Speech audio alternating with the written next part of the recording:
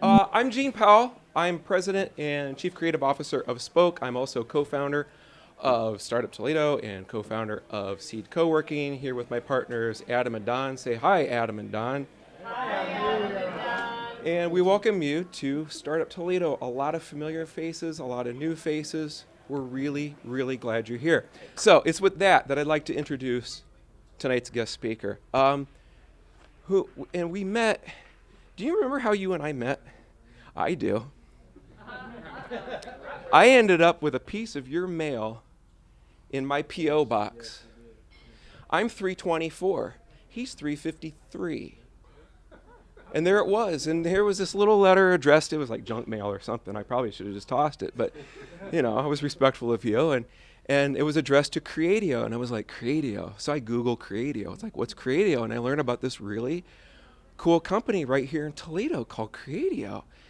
And I do some more Googling, because it's what I do. I cyber stalk. And before you know it, I learned about this really cool guy named Will Lucas. And he seems like a kindred spirit.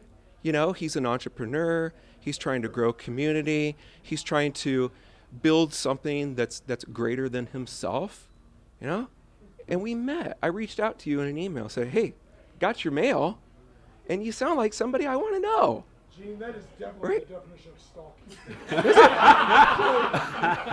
Pretty much. I'm a little uncomfortable right now. There might be some love in there. Does it? But it turned into a bromance to span the ages, right? And I'm so glad you're here tonight. It is such a pleasure to introduce you. And now I'm going to embarrass you thoroughly by reading your bio, because you are a humble, humble man, and I know you won't do it yourself. All right? So I got to take these off. You ready?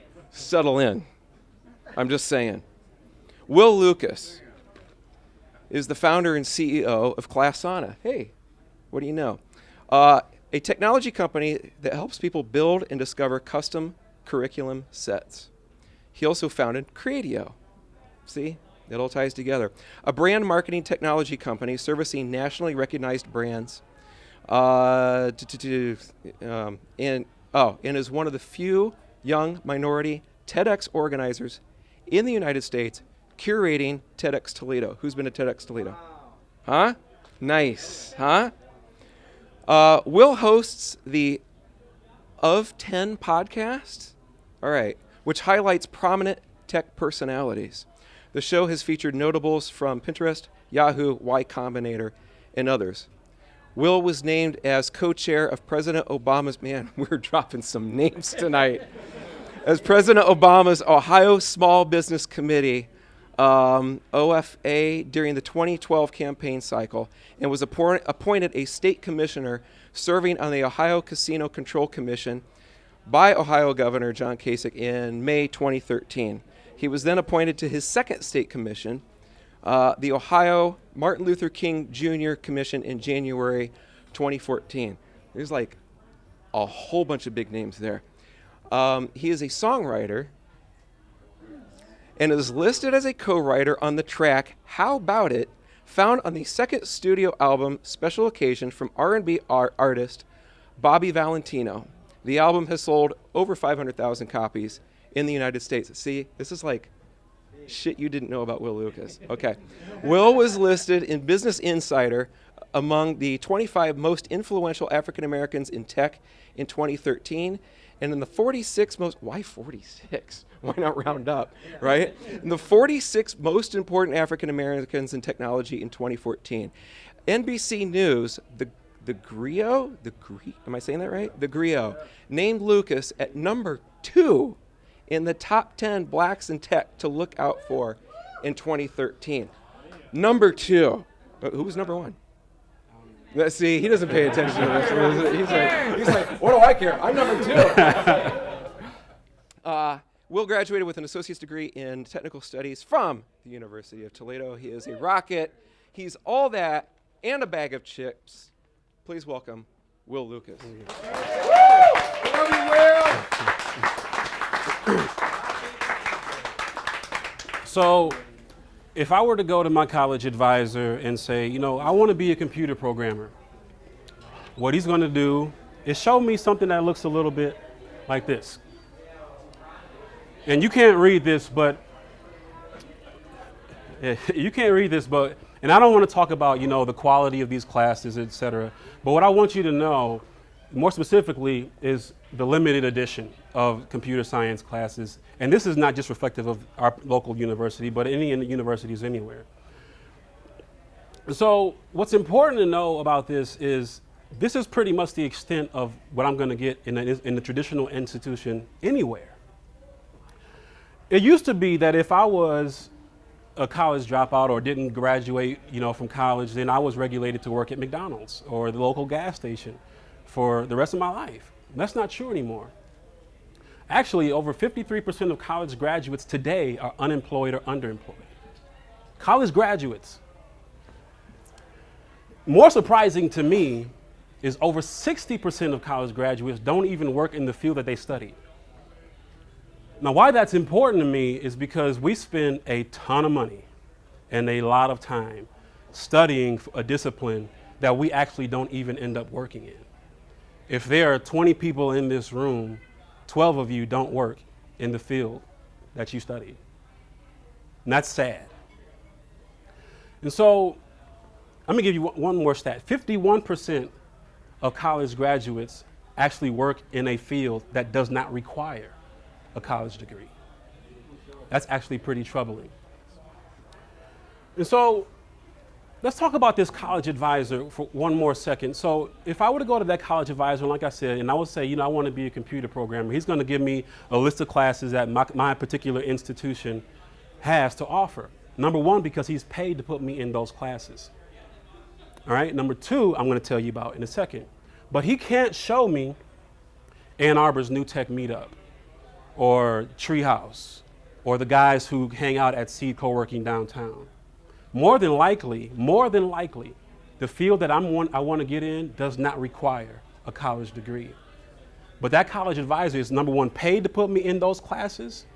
But more troubling, number two, is he probably doesn't even know these other resources exist. It's not his domain.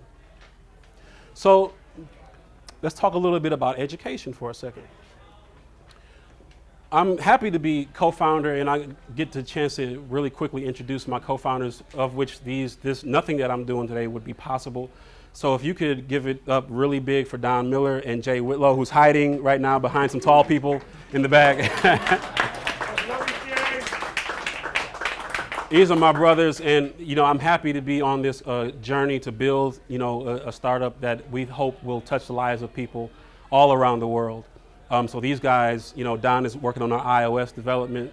Jay works on all the stuff that, Don and I don't know how to do. I do a lot of the front end stuff, so the stuff that you actually see on the website, the design, all that kind of stuff, I'm responsible for, and also the business. So when you come to Klasana, it's going to ask you what types of things you're interested in, and you can tell it, I'm interested in computer programming, entrepreneurship, startups, and et cetera. And what it's going to do is it's going to populate your dashboard with some resources that'll look a little bit like this. Articles you should read, books you should take a look at, courses you can take. And these are traditional and non-traditional learning resources. So it doesn't matter whether you're inside of an institution or outside of an institution. But the idea here is that what I need to know is already out there in the world, and it's probably something that I can take advantage of today. Again, I talked about the Ann Arbor New Tech Meetup. It could just be I need to go down and hang out at Seed today and learn a little bit about software development. I may not have to go through a 4-year program, spend $40,000 to $80,000 to get a software development degree. In most institutions, the programming languages they teach aren't even applicable in the actual workforce, which I'll let the more hardcore developers like Jamie talk to you a little bit about that.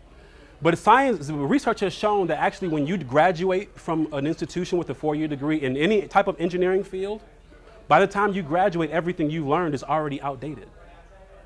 But there are resources today that I can take advantage of at home tonight, possibly for free or for very little money. I pay $8 a month for Treehouse. That teaches me how to code better in Ruby on Rails, $8 a month. And so that versus a traditional institution, and I'm not knocking traditional college at all. What I'm saying is there are other ways to get there.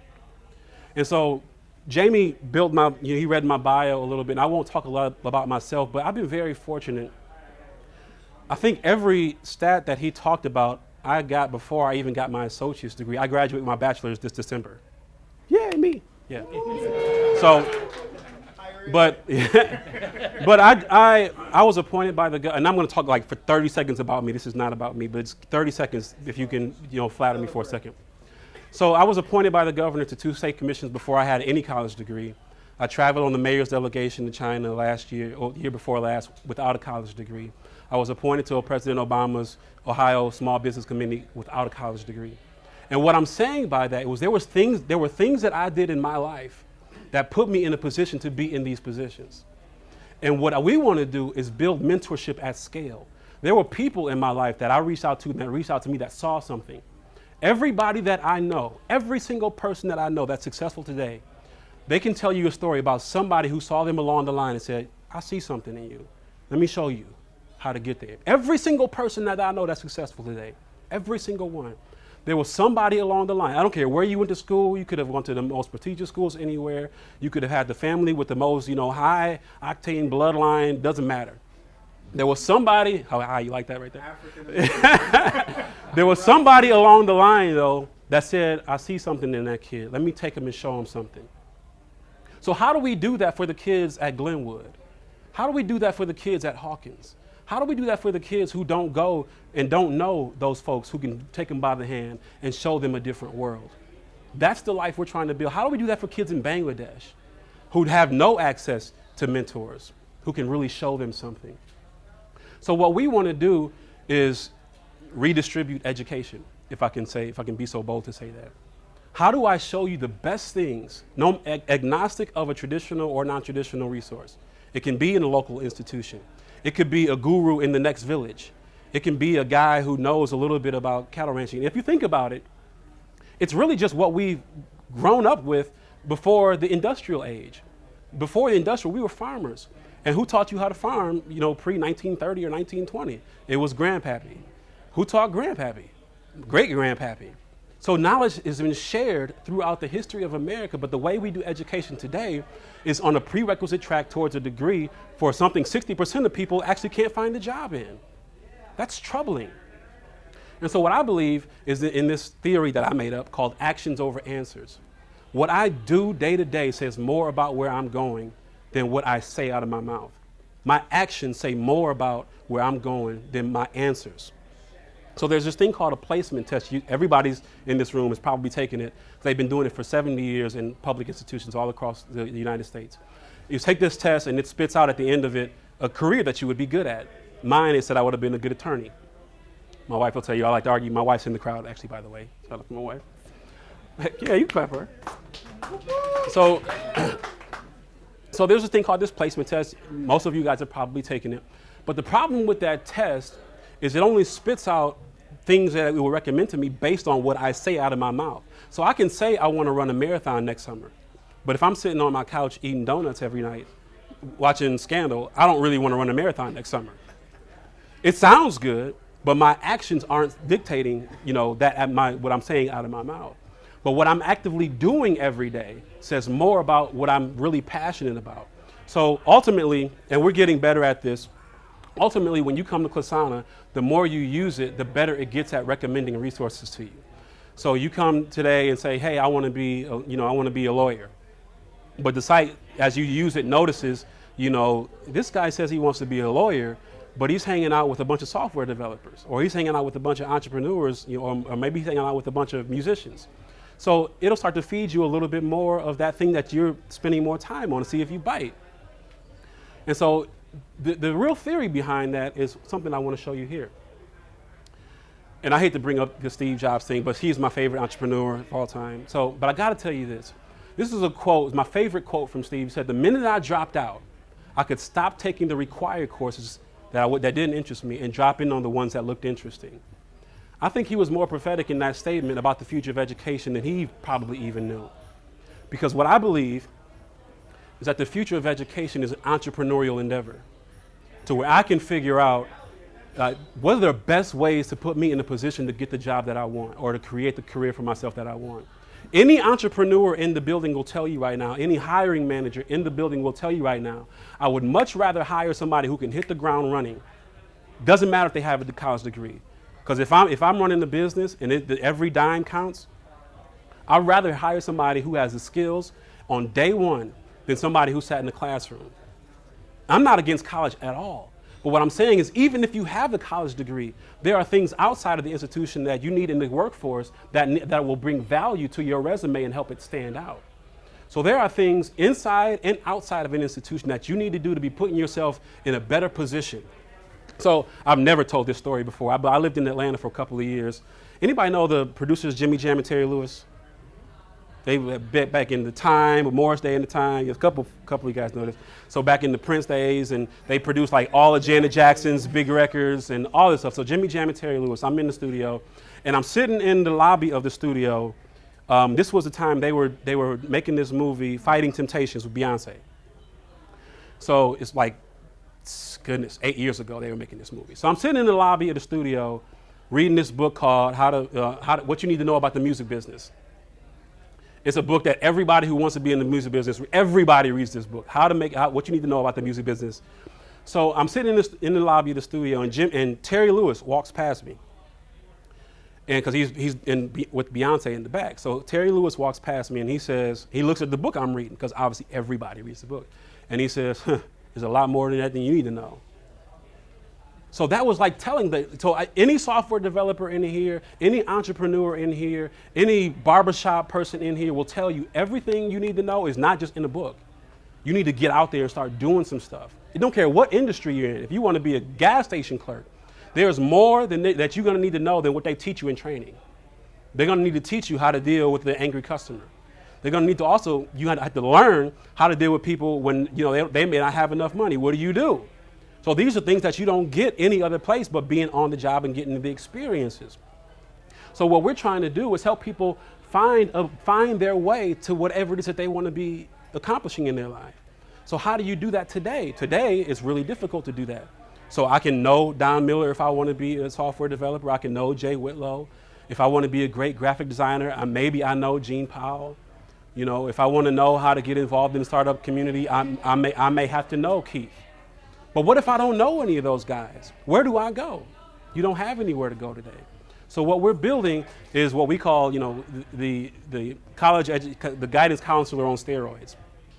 So instead of just going to my college advisor and say, I want to be a computer programmer, and they showing me 10 classes that this particular institution have, I can come to Klasana, I can find the classes that UT offers, I can find Treehouse, I can find Khan Academy, I can find Udacity. And what's important to know about that particular instance right there is as we get better at this, and we launched our 1.0 about a month and a half ago. Big up to my co-founders again, clap for you. About a month and a half ago. What's important to know about that is as we get better at this, so not only will it, start to shape my particular career path for me, but it'll also start to recognize whether I'm a book learner or a visual learner. So if I'm coming to Klasana and it's noticing that I'm looking at a bunch of articles, I'm looking at a bunch of blogs that people have posted, or if I'm looking at a bunch of books and et cetera, it'll show me less videos. It'll show me less actually the visual type of learning things. So it's not all the way there yet, but Google is still working on their algorithm today. So that's going to be a continual process to continue to get better at the things that actually make people successful at the things that they're trying to achieve. But what we want to do is help people find their way. What is your particular way to get to where you want to be? There's probably 10 software developers in the room right now, and all of them learn differently. So we want to help you find your way. Your way is different from his way. His way is different from your way. So what we want to help people do is find their particular path to getting from where they are to where they want to be. That's my Klasana talk, but I added this like 2 minutes before I was going to talk because I want to say something about what we're doing tonight. And as he mentioned that, I do TEDx Toledo, and so this is outside of my Klasana talk. So I think it's timely that we're here tonight. We did TEDx the 4th year about 4 weeks ago. Yeah, thank you. The reason I started TEDx Toledo was because I was really discontented with the islands that we all lived on in Toledo. Entrepreneurs didn't talk to stay-at-home moms didn't talk to, business owners didn't talk to software developers didn't talk to farmers didn't talk to musicians, and et cetera. TED, I went to TED about 3 years ago, and TED is the only place I know in the world, that you can see all those different types of people talking about the same thing and pushing in the same direction. And so what troubled me was I was in technology and et cetera, but this was the same time actually seed was being developed. And so it was like, just the way the earth moved, it was like this great time for Toledo. And it was this coming together of people, of engineers and entrepreneurs and developers who all wanted to just be around each other and vibe off of each other. So the reason that I started TEDx Toledo ultimately was to raise the level of conversation in Toledo. Anybody will tell you that if you go to the Blade and you online and you read the comments, your day will be ruined.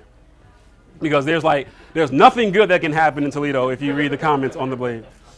Not against the Blade, but I'm saying the temperament in this city is not as it should be. It's the best way I can say it, gently. But we have some room to grow. We have a lot of room to grow.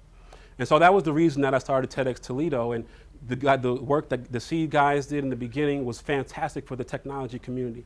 But what I think is important, we're 4 or 5 years in on both projects, and what's important, we're at a really good tipping point for these communities that we need to actually not only be talking about the same thing, but we need to be pushing in the same direction now. Because that's what's going to take us from where we are to where we want to be ultimately. The people in this room, there's some people in other rooms around the community who don't want to be anywhere better than we are right now. But us in this room, we're here because we see something in this community that's bubbling under the surface. And we want to see it go somewhere. I mentioned that when I went to TED, it was like everybody from different walks of life talking about the same thing, pushing in the same direction. We're talking about the same stuff right now, but we ain't all pushing in the same direction.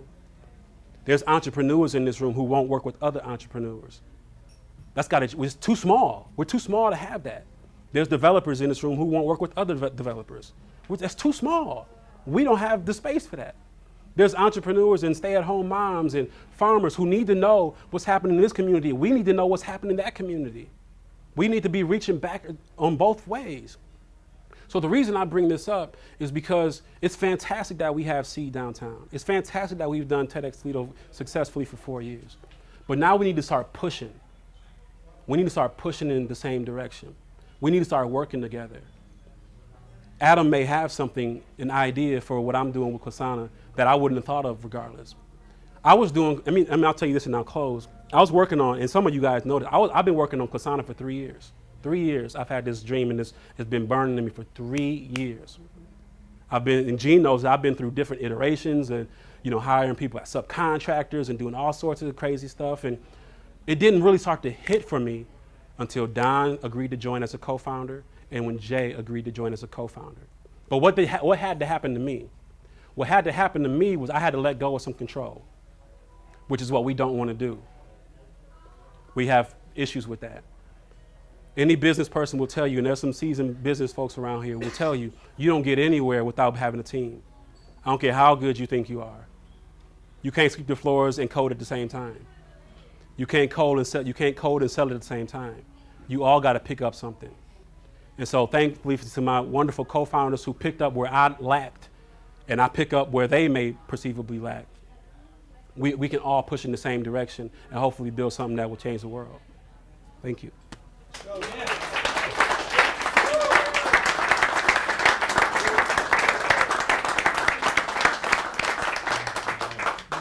Thank you. Thank you. Questions?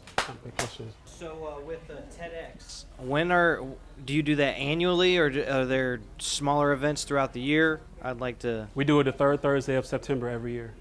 Okay. Yeah, I'd definitely like to get involved with that. All right. Yes, sir. Yeah, I got a question. I do a lot of technical work in construction, a lot of mechanicals, HVAC, electrical. This is not exactly something that is college driven, although it's always nice to have some college experience if you're doing design work, in electrical and HVAC. But the vast majority of what I need are people that are hands-on, technically savvy, so how do you get a kid who's maybe 14, 15, 16, to say, college doesn't have to necessarily be the direction in order to achieve, a really highly skilled position in electrical or plumbing.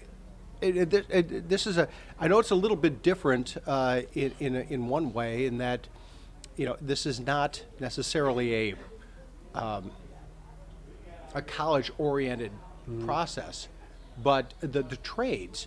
I mean, at this point, the technical skills required in the trades are just, rival anything that you would see in a college degree.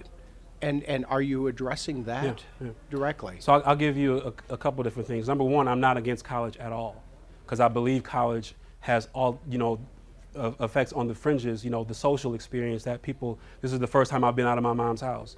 And there's a transition that some people need there. And there's a sort of prerequisite track that others people need there. Some people need that sort of structure. But if you're talking about specifically a 14, 15-year-old, it's not even about the kids then. It's about their parents, who need to know that this college isn't the only way. And 10 years ago, 15 years ago, if I didn't go to college, I would have been working at McDonald's for the rest of my life. I would have been working at. But today, there are all these different resources. I mentioned some of them: Treehouse, Khan Academy, Coursera, Udacity. We don't create any resources. What we help you do is find the best resources based on the type of learning you are and where you want to go. And so some of those may be inside of an institution. And so the issue that I had personally when I came up with the idea for Klasana is I'm an entrepreneur. I've had Creatio for 7 years. And so I wanted to go to school. So I'll tell you a quick story, and this actually talks about what you were talking about. So I was talking to Jack Ford, and I'm answering your question in this. I was talking to Jack Ford. Goodness, this had to be 5 years ago, babe. So 5 years ago or so. Jack Ford wanted me to run for a seat. So he sent me to see Bob Savage, the dad. Sure. And so Bob said, you're probably a wonderful young man, probably wonderful. He said, but people will respect you more if you had your degree. So I said, all right, so I'll go get my degree. So I sat with a mentor of mine, and he said, I had my first daughter, she's a baby, and I'm running my business, and I'm taking 16 credit hours in the summer. It's a lot. So running my business full time and like a baby, and I'm taking 16 credit hours in the summer. So I was sitting down with my mentor at Starbucks at Westgate, and he said, tell me why you're in school. So I said, Bob Savage said people respect me more if I had my degree. And he said, but you run your own business. And I said, yeah. So he said, well, when you graduate, what are you going to do? Promote yourself? So that made a lot of sense to me. So he said, I'm not telling you not to go to school. He said, what I'm saying is, since you work for yourself, take classes that specifically help you get better at what it is you want to do. So I'm like, that makes even more sense to me. So I went back to my advisor and I said, I want to, get better at iOS engineering. So at the time, UT didn't have an iOS development class. So I have no idea what iOS development is. They sent me to talk to this professor who's building some class. Mm-hmm. But I said all that to say that there are people who want the parents in your particular instance, who want their kids to get the American dream, the college degree. And we push that on our kids. But what we have not realized yet is we're out of the industrial age. We're on the beginning of the information and knowledge age. And at the same time that, the farmers were coming into the industrial age, there was an overlap of people who got left behind because they didn't realize I didn't have to plow with a manual plow anymore. Right. I can go buy a machine. But they said, nope, I like this manual plow. It's worked for me for 40 years. And there were people who were left behind. So we're at the beginning of this age that we're in. There's a changing of the mind that has to happen. And there will be some people, unfortunately, left behind, but not as many if we're successful at what we're trying to do. So what we got to do is change people's minds about how you get to where you ultimately want to be. Yeah, actually interesting in one way. I mean, you look at the jobs that we're always worried about getting displaced, internationally, but the things that can't get displaced, the farmer, the electrician, the plumber. I mean, all of these jobs. The artist. They're all barber. Right here. The barber. They absolutely. I mean, you can't go overseas for that. And so, there are really incredibly highly paid skill sets that may not necessarily need a college degree, but certainly need a very high degree of accomplishment And so it is very much what you're talking about, a hybrid of college and what they used to call the trades. Yeah, and I would add to that, and thank you for that. I would add to that in what's really important to me, beyond the money that you can make in a trade, beyond the money you can make being a lawyer or a doctor. What's important to me is people do what they're passionate about. That's what's important to me. So when I talk about the algorithm and how it helps to push you in that direction, the reason I brought up the artists, where there are people, if we follow the model of following the money, then we'll be in the same position we're in today, where 60% of college graduates can't find work in their field because they chased a career that, oh my goodness, there's going to be a lot of demand here. But what the problem with that is then you have disappointed people. You get parents who come home at night complaining about their feet hurt because they've been standing on a line all day because they're not doing what they're passionate about. I get up every morning excited that I get to go work with these guys. I get up, and when we went to San Francisco, I was excited for 2 months that I got to hang out with them in San Francisco and go to see Pinterest and go on to Facebook and all this kind of stuff. So what I'm passionate about is helping people find what it is I really want to do with my life, which is a question a lot of people don't ask themselves, surprisingly. A lot of people never sit and ask, what do I want to do? Because a lot of people don't have the knowing that I have a choice, which is really sad. And so if what we want to do is bring back, I believe firmly that your gift will make room for you. If I want to be a painter, if I want to be a musician, it's a fantastic musician, Andrew Ellis, he's fantastic. And there's, software developers, and it doesn't matter. Like, if people will tell you, you'll make no money in that field. If you're passionate about it, and if you're willing to do the things that it takes to make money, and you're willing to partner with the right people, the thing that upsets me most is the starving artist. The starving artist just hasn't realized that I need to supplement what I don't know with somebody who does know how to market my work. I owned an art gallery for 20 years, so I know exactly what you're talking about when it comes to starving artists. Yeah. Thank you. Will, could you speak briefly to your role at ProMedica and tell this audience about the incubator and what's going to happen there, because I think it's a really important addition to the community. About 2.5 years ago, because of TEDx, Randy Osher, CEO of ProMedica, is a big fan of TED. And so we got into a conversation about TED, and he didn't know much about me at the time. And so I sent him a proposal about, sponsoring TED that year. And I sent him via email, and he's like, why don't you just come in? So I had a feeling he wanted to talk about more than just TEDx. So I came in, talked about it, gave him my little presentation on sponsoring TEDx. And he looked at it for about 10 seconds, said, all right, we'll take a look at it. All right, tell me more about yourself. So I told him about myself. And he said, every once in a while I'll do this thing called an executive fellowship, where I bring somebody in who I think has some potential, and I'll just let them follow me around for about 6 months to a year. And he said, when I thought about doing it again, the only person I could think about was you. And so I'm like, humbled, all that kind of stuff, and because it's Randy Osher. So I'm like, Randy, I'm an entrepreneur. I wasn't looking for a job at the time. And I'm like, he's like, well, I think there's an opportunity to be entrepreneurial here. So I'm like, all right, that was a good sales pitch. All right, cool, whatever. So I went home, talked to my wife about it. All right, long story short, took the position for 6 months, about 7 months. I was the fly on his wall. So I sat in meetings with him, when he's talking to the other CEOs in the city, people, all kinds of people. Cleveland Clinic and all those types of things. So I actually knew about ProMedica moving downtown like 6 months before you guys did. Now it was so hard to not say anything. So anyway, so to your point, ProMedica built, it opened about a month ago, an incubator for companies, biotech companies specifically, that they have either invested in or may invest in. So it's a really cool space. We actually do some work out of it every once in a while. Very cool space. They have, I think, 4 spaces in there for startups. 2 of them are already taken. They have a waiting list, but they're very selective about who they want to invest in and allow to have space in there. But it's the coolest space in the world. We talked to the guy who runs it, and we may do one of the StartUp Toledo events in that space. So I highly recommend you come that month whenever they decide to coordinate it.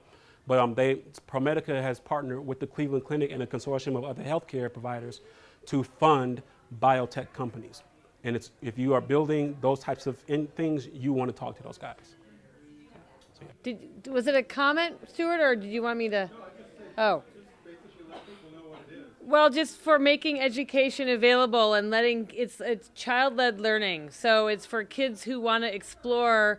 It's not just learning how to code. It's kids who want to learn how to explore what's possible with technology. And so we decided to make it free because it levels the playing field and it makes it available for literally anyone between the ages of 7 and 17. So Jamie and Keith and Stuart are a couple of our mentors, and we have other mentors from around the region. And so, I mean, it just speaks to exactly what you were saying, is like opening up new avenues that would never have existed, because we've all met a whole new group of people that we didn't know each other before. So, yeah. I got one question for you, Will. What I'm hearing when you talk about Klasana is you're basically unlocking a very organic process. You talked about pre-industrial revolution and how it was passed down from generation to generation. And listening to you speak about this business model is very inspiring. And I just wanted to kind of ask you, how are you going to leverage the ability to kind of tell the story that is unlocking this non-traditional approach towards, you know, getting education out of the halls of the Ivy Leagues and the halls of the colleges where you're saying it's just not connecting? What mechanisms in place do you have with Klasana to kind of unleash, I guess, this new age of social media where people are finding new ways to explore the world?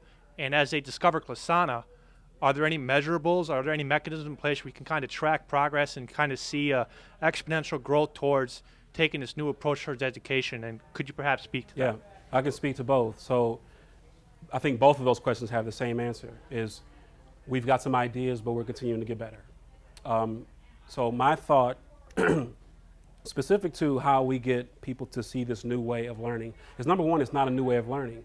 I think it was Evan Williams, who's one of the co-founders of Twitter, who said something that never left me. And he said, the way to have success with startups is to not try to get people to change their behaviors, but it's to get them to make their behaviors more efficient.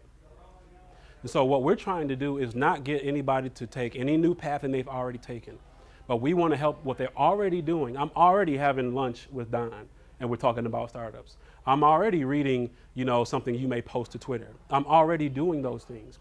What if I can do it in a place that's specific to helping me get better at what I'm trying to do? So you're already sharing material. When you read an interesting article in the Wall Street Journal, and it may be interesting to your community, you might share it to Twitter. You might email it to somebody. You might say, you know, to your guy who sits next to you in the desk, at the desk next to you, you might say, hey, Joe, look at this. What we're trying to do is bring that to the world, to where we are already sharing educational resources. But how do we make that at scale? How do we mentor people at scale? Like I talked about, the kids who don't have you to sit next to, or the kids who don't know Don. So we're not trying to get anybody to change their behaviors at all. We're trying to make their behaviors more efficient, if that answers your question. But to your second point, you know, we launched a month and a half ago.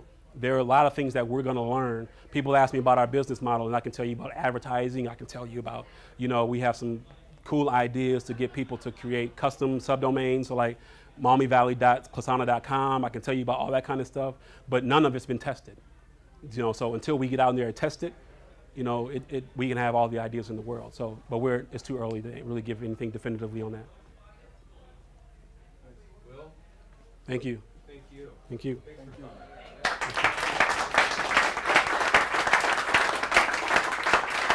Thank you.